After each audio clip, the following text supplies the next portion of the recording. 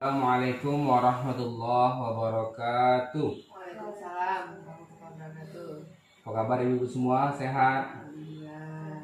Alhamdulillah. Alhamdulillah. Semangat ibu ya.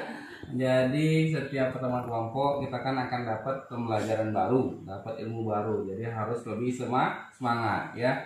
Apalagi sebentar lagi, kalau kemarin kan kita sudah menyelesaikan 3 modul Bu ya. Ada yang masih ingat modul apa yang terakhir kemarin tuh?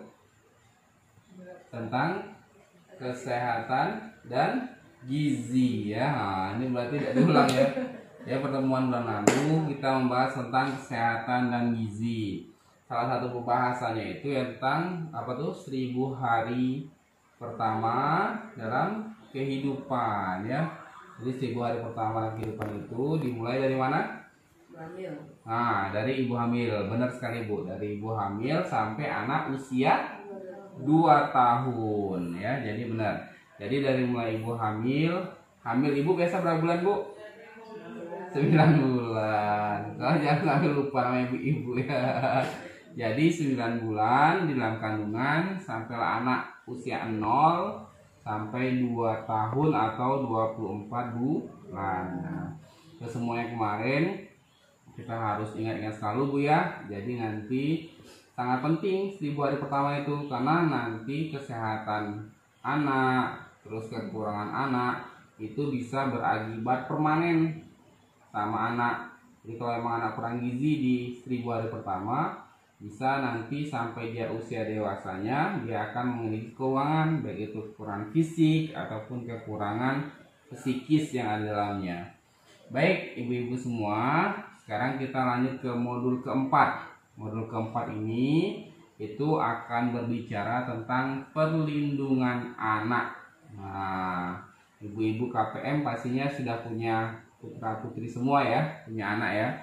Nah, pastinya kalau kemarin sempat kita bahas tentang bagaimana kita menjadi contoh orang tua kepada anak-anak kita semua. Nah, di modul 4 ini kita semua akan belajar sesi pertama, itu tentang pencegahan kekerasan terhadap anak. Nah, baik, sebelum kita mulai dan kita bahas, kita lihat video dulu ya Bu ya, biar tidak ngantuk. Harus semangat nih. Baik, kita putar dulu videonya.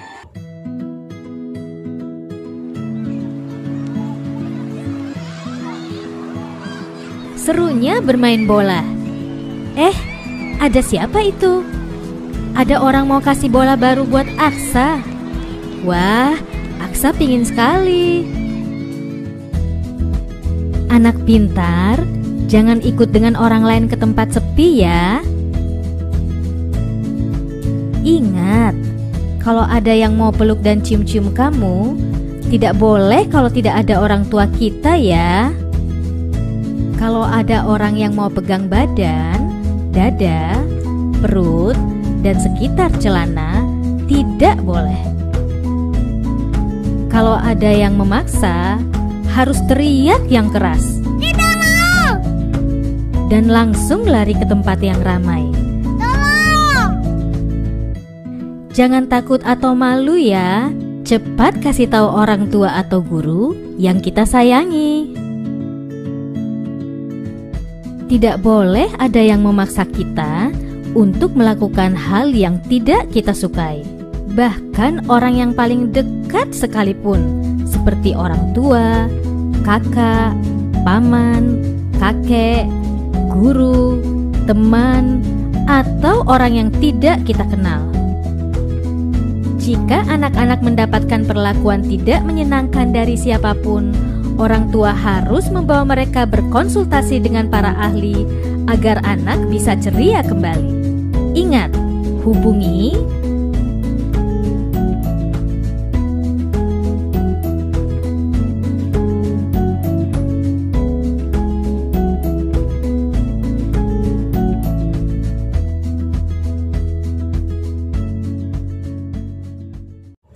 Oke ibu-ibu semua, jadi tadi kita sudah nonton ya mengawali pertemuan kita di kesempatan hari ini.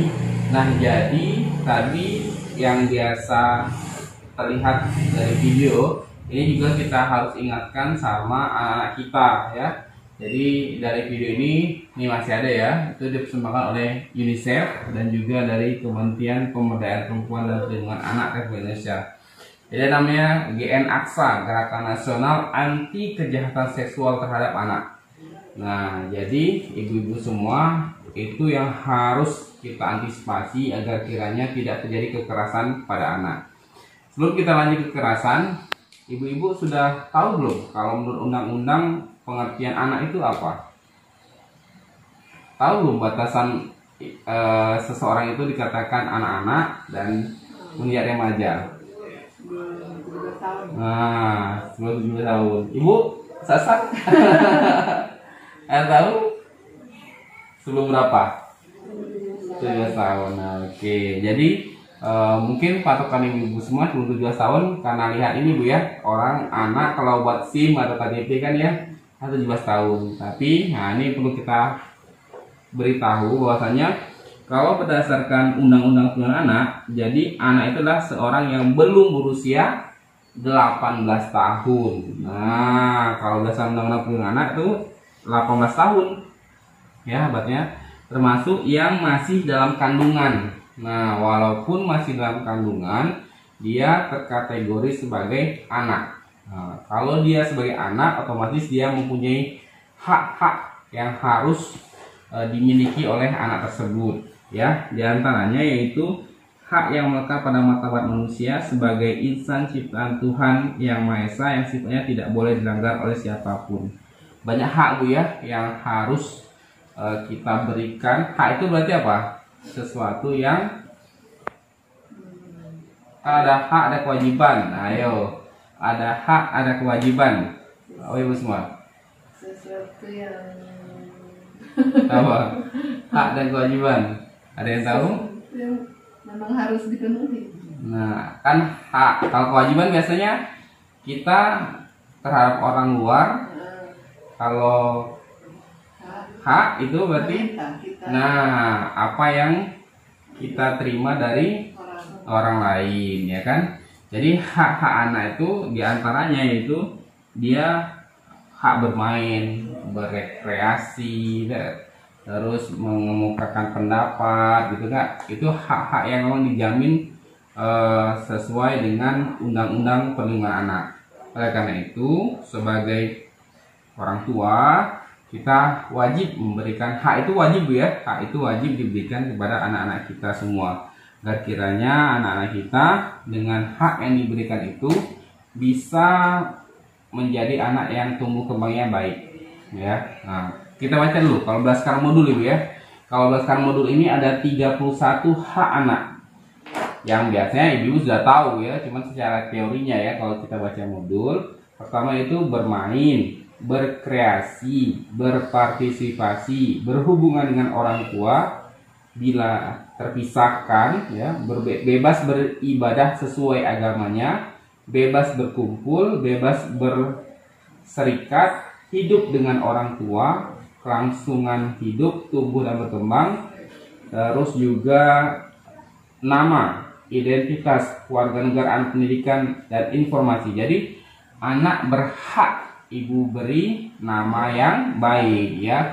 Terus mempunyai identitas. Kalau identitas apa nih? Kalau anak-anak ini biasanya harus punya akte kelahiran. Jadi setiap anak yang baru lahir dari keluarga kita maka dipersilakan untuk bisa mengurus akte kelahirannya karena itu menjadi salah satu hak yang dimiliki oleh anak. Terus juga standar kesehatan paling tinggi serta standar hidup yang layak. Nah, jadi sebagai orang tua kita harus memberikan standar hidup yang layak. Kita kan ada 3 ya, sandang, pangan, papan. Nah, ketiganya itu juga termasuk hak-hak yang harus kita penuhi terhadap anak-anak kita ya. Jadi itu tadi yang bisa disampaikan untuk pertemuan kali ini ibu-ibu semua ya, bahwasanya anak kita yaitu dari mulai apa tadi definisinya anak? Dari kandungan sampai dia berumur 18 tahun. Jadi dari dalam kandungan sampai umur 18 tahun berdasarkan Undang-Undang Perlindungan Anak itu termasuk kategori seorang anak. yang juga melekat hak-hak di dalam kehidupannya, hak-hak anak sendiri.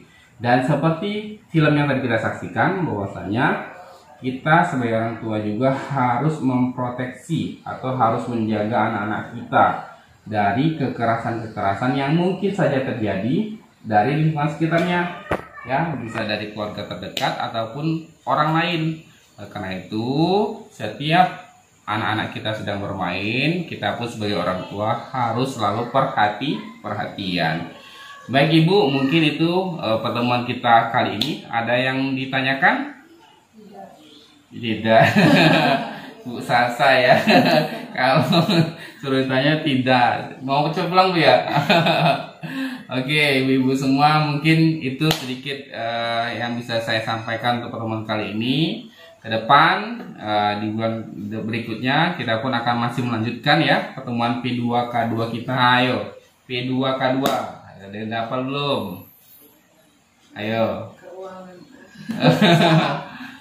Pertemuan peningkatan kemampuan keluarga. P2K2 ya. Ya, jadi itu tadi, setiap yang kita pelajari ini semoga dapat meningkatkan kemampuan keluarga. Dan ibu-ibu semua, dari yang penerima PKH kan kategorinya berarti keluarga miskin ya. Semoga dengan apa yang kita berikan, kehidupannya bisa lebih sejahtera.